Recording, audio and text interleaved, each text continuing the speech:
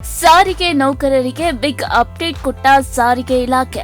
ಸಾರಿಗೆ ನೌಕರರಿಗೆ ಈ ತಿಂಗಳ ಸಂಬಳದಲ್ಲಿ ಎಷ್ಟು ಹೆಚ್ಚಳ? 12.5% ವೇತನ ಹೆಚ್ಚಳ ಮಾಡಿದ ರಾಜ್ಯ ಸರ್ಕಾರ.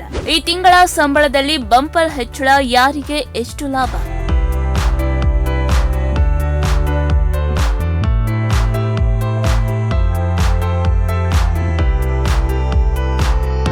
ಸಾರಿಗೆ ನೌಕರರ ಖಾತೆಗೆ ಈ ತಿಂಗಳು ಹೆಚ್ಚುವರಿ ಹಣ ಬರ್ತಿದ್ಯಾ? ಸರ್ಕಾರ ಏಕಾಏಕಿ 12.5% ವೇತನ ಹೆಚ್ಚಳ ಮಾಡಿದ್ಯಾಕೆ? ಯಾರಿಗೆ ಲಾಭ?